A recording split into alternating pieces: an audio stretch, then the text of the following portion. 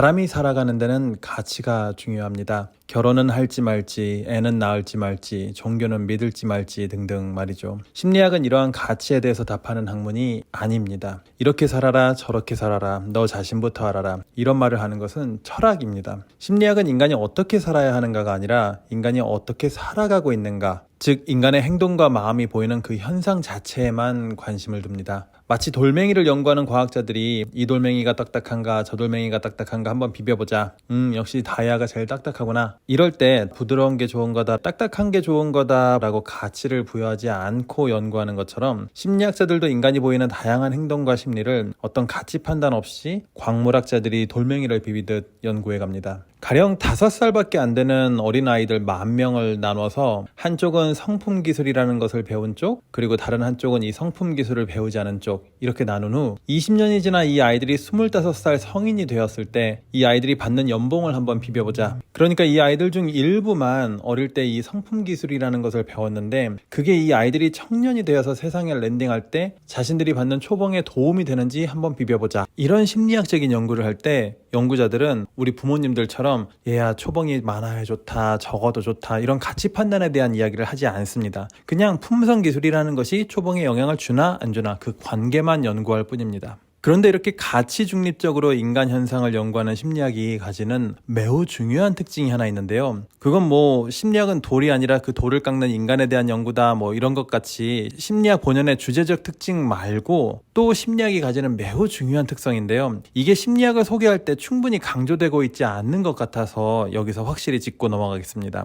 그것은 바로 심리학이 측정의 학문이라는 것입니다. 소아과 의사가 어린 아이들의 신체 발달의 지표가 되는 키, 몸무게를 측정하고 두뇌 발달의 지표가 되는 머리 둘레를 측정하듯 심리학자들은 가령 인지적 발달의 지표인 IQ, EQ 이런 것들을 측정하고 또 원한다면 여기에 영향을 미칠 수 있는 요소들도 함께 측정을 하는 거죠. 가령 엄마 아빠가 싸우는 횟수, 부모와 자식 간의 정서적 친밀감 이런 것들을 측정합니다. 그리고 이때 소아과 의사들이 아이들의 키나 몸무게를 숫자로 나타내고 돌멩이를 연구하는 과학자들도 돌의 딱딱한 정도를 예를 들어 모스 경도라는 척도를 이용해서 1부터 10까지의 숫자로 나타내듯이 심리학자들도 사람의 교육기관과 같은 원래 숫자로 자연스럽게 나타낼 수 있는 특성들 뿐만 아니라 성격과 같은 주관적이고 추상적인 특징들까지도 수치적으로 측정을 한다는 것입니다. 가령 MBTI에서 극강의 I 성향을 I 30점 이렇게 숫자로 나타내듯 심리학자들은 자신들이 연구하고자 하는 사람들의 속성이라면 그것이 무엇이든 숫자로 나타냅니다. 지능이나 성격뿐만 아니라 누군가를 사랑하는 정도, 자신이 얼마나 행복한지 불행한지 자신들이 관심 있어 하는 그 모든 것을 숫자로 측정한다는 것이 심리학을 처음 이야기할 때 강조되어야 할 매우 중요한 속성입니다. 지금부터 제가 말씀드릴 이 현대 심리학의 개념에 부합하는 최초의 심리학 연구도 어떤 눈에 보이지 않는 인간의 속성을 숫자로 표현하는 데서 시작된 것입니다. 보다 구체적으로 말씀드리면 19세기 중반, 그러니까 1850년대 즈음에 독일의 라이프치히에서 에른스트 하인리히 베버, 구스타프 테오도너 페히노 이런 독일의 학자들이 사람들을 데리고 마치 우리 엄마들이 국간장과 물을 가지고 국에 간을 맞추는 듯한 실험을 한 것이 최초의 심리학 실험이었는데요. 가령 냄비에 끓고 있는 미역국에 국간장을 한 스푼 넣고 쩝쩝쩝 그리고 한 스푼 더 넣어보고 망했다. 이런 류의 실험을 하는데 이때 사람들에게 제시한 그 무언가, 그러니까 그게 맛을 보는 거였든 빛을 감지하는 거였든 소리를 느끼는 거였든 사람들에게 제시한 그 자극의 물리적 강도뿐만 아니라 그것을 느끼는 인간의 감각 역시 수치를 통해 표현하고 그 관계를 공식화해서 나타낸 것이 최초의 심리학 연구 결과였던 것입니다. 이 연구 결과를 바탕으로 심리학자들은 인간에 대해서 매우 재미있는 사실 한 가지를 알게 되는데요. 국이 엄청 싱거울 때는 간장 한 스푼만 넣어도 그 짜진 정도가 달라진 것을 사람들이 쉽게 느끼는데 애초에 국이 엄청 짜면 실수로 간장 몇 스푼을 더 넣고도 맛이 변한 줄을 잘 모른다는 거예요. 그러니까 좀 더 일반적으로 얘기하면 약한 자극의 변화는 쉽게 느끼는 반면에 강한 자극의 변화는 그 변한 정도의 비율이 똑같아도 그 변화를 사람들이 잘 느끼지 못한다는 겁니다. 이걸 베버 페이너의 법칙이라고 하는데요.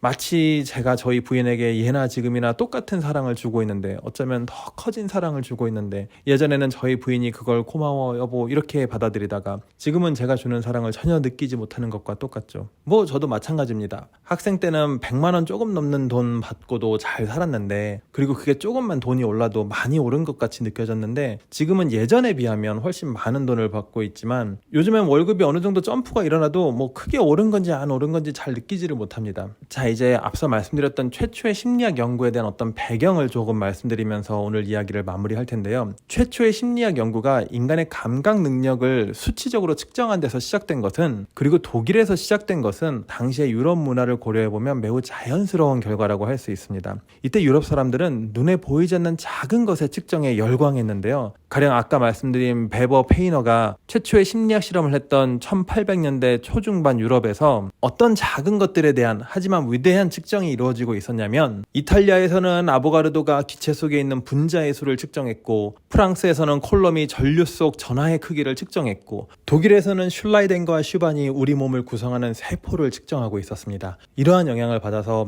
인간의 몸을 구성하는 세포를 연구하던 독일에서 인간의 정신을 구성하는 어떤 정신세포 같은 것을 연구해 봐야겠다, 이런 연구가 베버와 페이너에 의해서 시작된 거죠. 그리고 이 작은 정신세포를 연구하기 위해서 아주 미세한 차이를 가진 빛이나 소리를 사람들에게 제시했던 것이고, 그걸 인간이 감지할 수 있는가 없는가 이런 연구를 했던 것입니다. 최초로 세포를 연구했던 연구자들이 저에게 이렇게 정밀한 현미경을 줘서 정말 고맙습니다 라고 하고 있을 때, 최초로 인간의 정신현상을 연구하던 베버와 페이너는 인간 자체를 마치 현미경처럼 보고, 너 이렇게 작은 빛, 작은 소리도 느낄 수 있어? 아니면 빛이나 소리가 조금씩 변해가는데 너 이렇게 작은 차이도 느껴져? 하면서 연구를 했던 것이죠. 그리고 이렇게 제시한 작은 자극과 그것을 느끼는 인간의 감각을 모두 숫자로 표현함으로써 이 물리적 자극의 크기에 따라 달라지는 인간의 감각 능력의 매우 흥미로운 특성을 찾아낼 수 있었던 것이죠. 정리하자면 심리학은 인간의 행동뿐만 아니라 눈에 보이지 않는 많은 심리적 현상까지도 숫자를 통해서 측정한다는 것이 매우 중요한 학문인데,